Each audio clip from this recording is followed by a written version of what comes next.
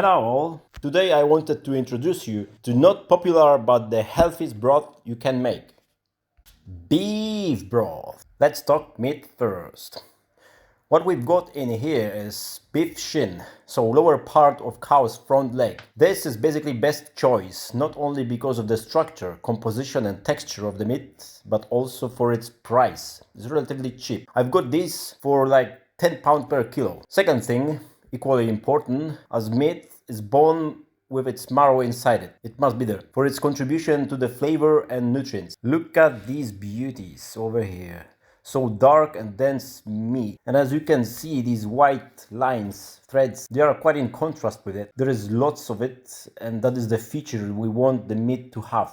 So to get the perfect broth, these are connective tissues that keep the muscles together and intermuscular fat. The key here is collagen in it. These white structures contain collagen and a bit of fat that we want to break down slowly. So as a result, we get meat as soft and tender as my heart gets when I think of it. Pot. Now everything depends on the scale. How big you want it to be? Here, for a bit of over a kilo of beef shin on the bone, I pour a bit over 3 liters of water to get all the meat along with all the veggies under the water, because it will be simmering for a few hours. Part of the water, even half a liter or so, will just evaporate. Keep it in mind. Hob. Medium, but on the lowest power possible. Starting from room temperature up to the boiling point. The key here is magical, low and slow. Why is it important? Because previously mentioned connective tissues and intermuscular fat, they need to render. They need to break down. And with too high heat, the right reactions in those tissues won't occur. Beef sometimes is very tricky and it needs to be treated correctly. This is the way.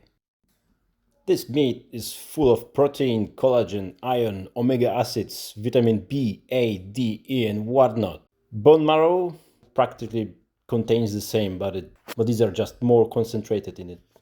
It turns out that I poured a bit too much water, so I decided to take out a bit, just around a half a liter. Sometimes you have to improvise. Now, salt and pepper. Tablespoon of salt. Try to use coarse salt, as it is not highly processed. It contains some value. When it comes to pepper, use whole peppers, as it extracts slower. With broth, we want everything to go slower.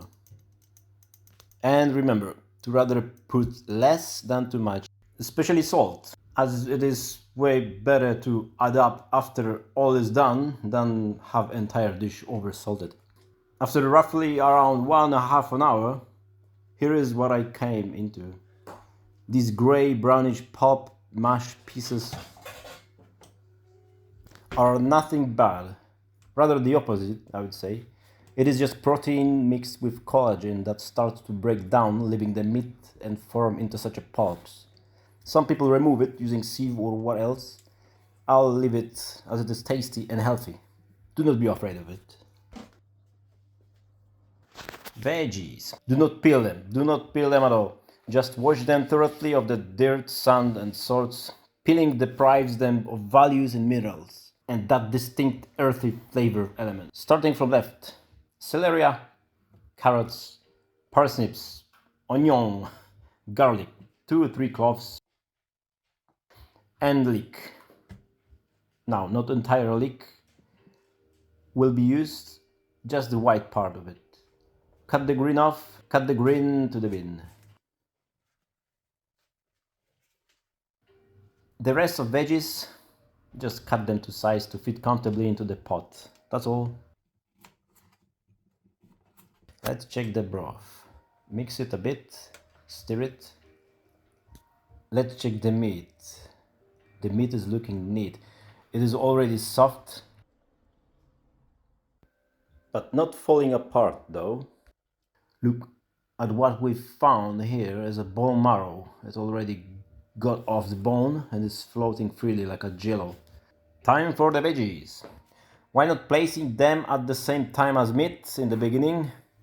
Because that would be too much for them, too long. They could get overcooked. They might turn into a pulp. We don't want it.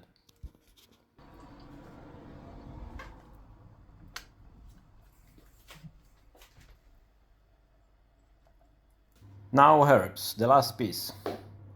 Herbs and spices. Allspice, give it like 12, 15 bay leaves, 4 maybe 5 little ones, and a parsnips, a handful. Stir it and leave it until it boils. Keep it half an hour or so and should be ready. Check the meat. Meat here is the determinant. If it falls apart, it is not sticking to the bone anymore, then it's ready. Just look at this right here, right now.